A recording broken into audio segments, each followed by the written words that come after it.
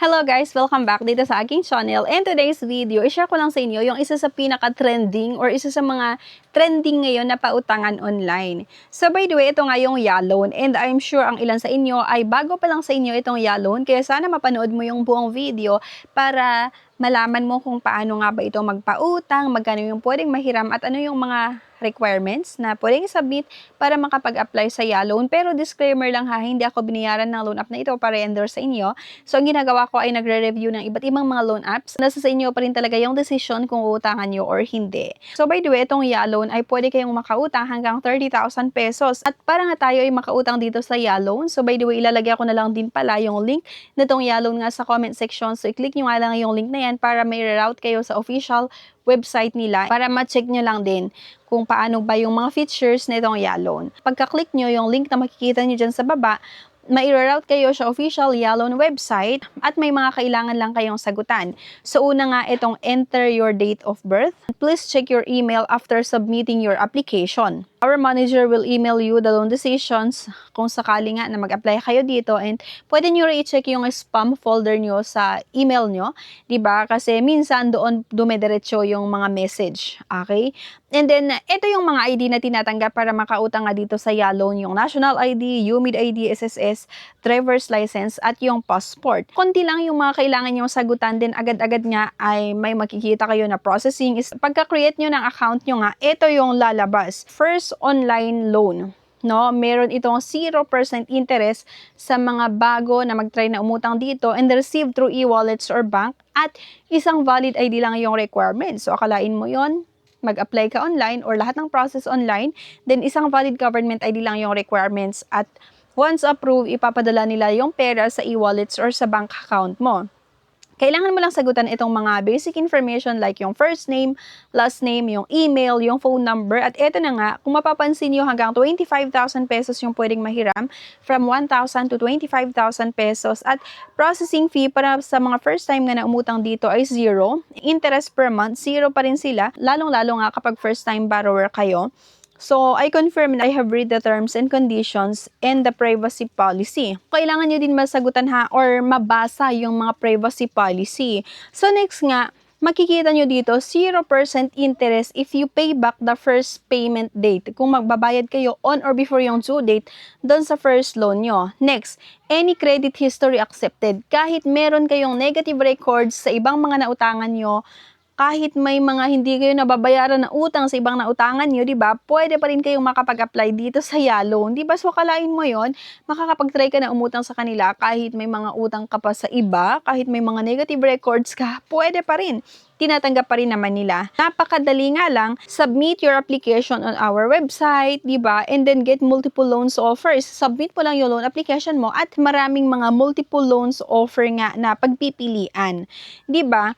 Kailangan yung basahin itong mga terms and conditions, privacy policies, no? And then, ito, information about the work. So, kailangan yung masagutan to, like select employment type, monthly income, at yung company size, no? And kung mapapansin nyo, processing agad, yan mga ka-interview yung application natin. Kaya lang kasi, pagka pala nag-loan ka dito sa YaLoan, hindi si YaLoan mismo yung magpapautang sa inyo, kundi magre-recommend sila ng iba't ibang mga loan apps na pwede nyo subukan na utangan depende doon sa profile nyo. So for example, naglagay ka ng mga details mo dito sa YaLoan and then nakita nila na qualified ka makapag-apply sa Peso Ready o di kaya sa Cash Express o di kaya sa Finbro, ganyan, sa Honey Loan or kahit saan na tingin nila qualified ka umutang doon sa mga loan apps na yon, yun yung i-recommend nila. And good thing is that makikita mo lahat yung mga loan apps na pwede mong utangan sa isang app or dito sa YaLoan mismo.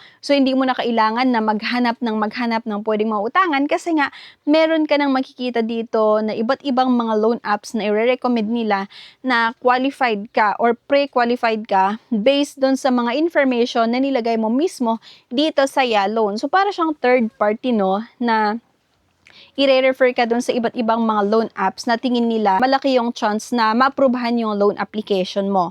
So, ganun si Yalon. Hindi siya yung mismong magpapautang, kundi i-refer ka or magre-recommend sila ng iba't ibang mga loan apps na sa tingin nga nila ay pre-qualified ka na umutang sa mga loan apps na yon, di ba? So, at least may idea ka na, baka possible na ma-approve ako sa loan app na to. Sa case ko kasi, nung nag-try nga ako dito sa Yalon, nag-recommend sila ng iba't ibang mga loan apps. Din ang sinubukan na nga natin ay itong Honey Loan.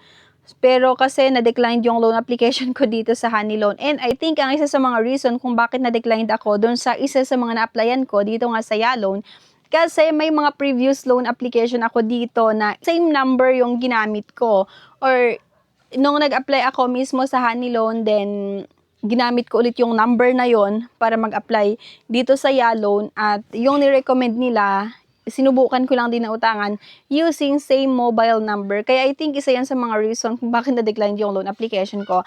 Pero sa bagay sa akin naman is gusto ko lang din ipakita kung paano nga ba ano yung mga features na makikita nyo inside the app. Kaya naman kung interested din kayo, gusto nyo masubukan itong Yalon, matry. So dito nga may mga nag-offer hanggang 25,000 pesos, 1,000 to 25,000 pesos, 1,000 to 30,000 pesos, or 1,000 hanggang 50,000 pesos na loan amounts. Depende kung anong app yung subukan nyo na utangan.